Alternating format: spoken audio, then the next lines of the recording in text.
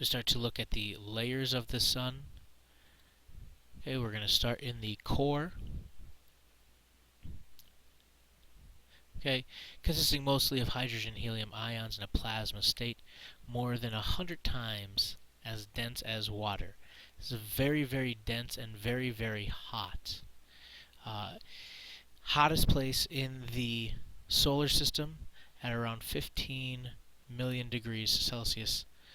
And that is, again, a measure of how energetic those particles are. They're moving around very, very fast. So when they collide at those extremely high speeds, they actually can stick together, and that's why we can have fusion happen in the core of the sun.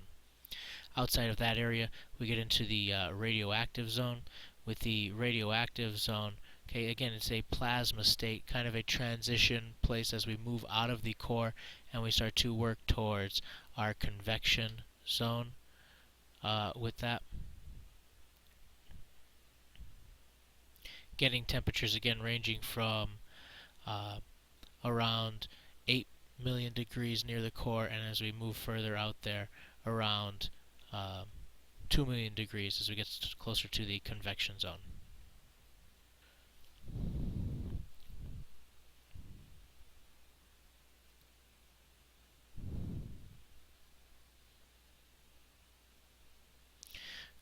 Moving on from there, we're going to have other areas of the sun's layers. Okay, outside of that radioactive zone, or the radiative zone, we're going to have our convection zone. Convection, just like we talked about with heat transfer, is going to be rising and falling currents. There's going to be currents, almost like a boiling pot of water, within this layer of the sun, where it's going to carry plasma up to the surface of the sun. And when it reaches that surface of the sun, it's then going to radiate out into space as light and heat. So think of it almost like boiling water. As those bubbles come up to the surface, that's what's then going to give off the energy, and it's going to then travel from the sun to other parts of the solar system and then sink back down and create a little convection cell within the sun. Temperatures there raising to about 1.5 million degrees, and again that varies a little bit as heat is carried from inside then up to the surface. We get to the photosphere, and the temperature we're going to see does drop a lot as we get to that visible surface of the sun. We get to around 6,000 or so degrees Celsius there, and that's where we're also going to get granules. Granules, that's what's going to give the sun a lot of different character. Those are the bubbles that come up to the surface. They could be as big as the state of Texas, so they are very, very large. And like I said before, if we think of it as almost like a pot of boiling water with convection taking place and those bubbles coming up to the surface, and they come up, pop as a little granule, and that could last up to 20 minutes. And then they kind of cool and sink back down, get heated back up, and that cycle will continue on. Looking here at a diagram of the layers of the sun. Again, we have our core here in the center. Okay, and that's where our fusion is going to take place. Then we have our radiative zone outside of the core, and we see here they even put in our nice little convection cells as it gets into that convection zone, bringing the energy from the inner parts of the sun up to the surface of the sun, or what we call our photosphere of the sun. That's going to be our visible surface of the sun. And we can see as we look at the surface of the sun, we also have on here some sunspots. Okay, all of these little different granules, okay, on the surface of the sun. And we also start to look at the atmosphere of the sun, which we're going to talk about as well, which would be our chromosphere, which that's going to give us the reddish look that the sun has. And then we get into the corona. For our two layers of the sun's atmosphere. Okay, looking at these outer layers now, we have the chromosphere. Okay, the sun's inner layer of its atmosphere, which extends thousands of kilometers above the photosphere. And the temperatures there are actually going to start to go back up. Causes the hydrogen to emit a little bit of a reddish colored light as it starts to warm back up as we get off of the surface of the sun.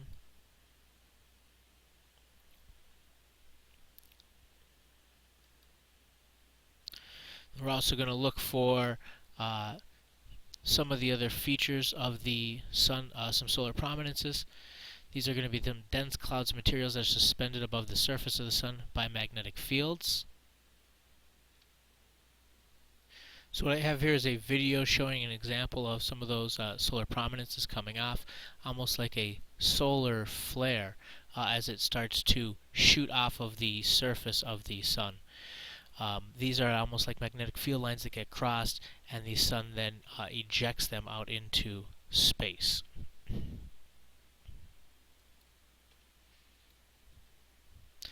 Then we get into the corona. Okay, the thin outermost layer of the atmosphere, which is 1,000,000 times less bright than the photosphere.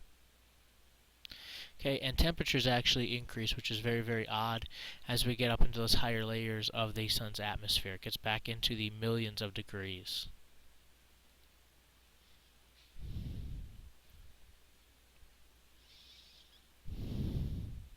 We start to look at some of the features of the sun.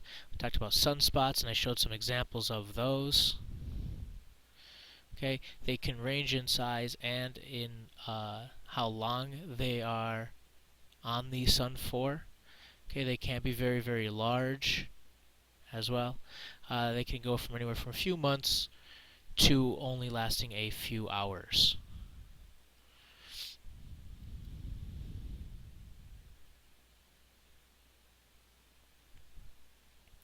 We went outside and were actually able to view the sun, and we looked at some images from NASA's SOHO observatory. When we looked at some of the images of the sun when we went outside, unfortunately on the day we were looking, we weren't able to see any sunspots. And we looked at some of the images from NASA, and we were able to see what the sun looks like. And all these different pictures going across the top, they're looking at different temperatures, so they're using almost like thermal imaging to look at them, where we're looking at tens of thousands of degrees, then so maybe around 1,000,000 degrees or so, 1,500,000, and then finally to about 2,000,000 degrees. So they use that to kind of get a different look at different parts of the sun.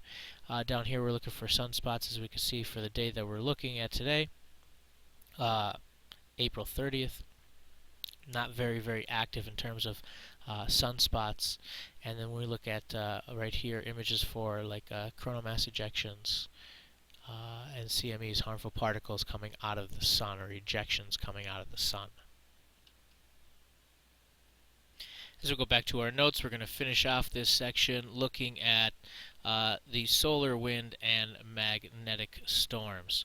So the corona is going to give off a constant stream of electrically charged particles, and that's going to be called the solar wind.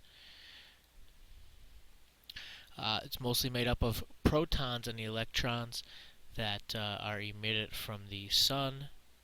Okay, they fly at very, very high speeds at about 450 kilometers per second, reaching Earth in a few days. Not quite the speed of light, but still traveling very, very fast. Earth's magnetic field is going to deflect those harmful particles from hitting Earth's surface. And when they deflect those harmful particles from hitting Earth's surface, that's going to give us auroras. As those solar winds blow past Earth, some of those particles are going to interact with Earth's magnetic field and the upper atmosphere, causing auroras, which are displays of colorful lights appearing in the upper atmosphere. As we take a look here at some of those, what we call northern lights, aurora borealis, or in the southern hemisphere they have the southern lights, aurora australis. When those particles connect with the magnetic field, they also interact with the upper atmosphere and cause some of the gases in the upper atmosphere to glow, and depending on the gases that are there at the time, they will glow different colors.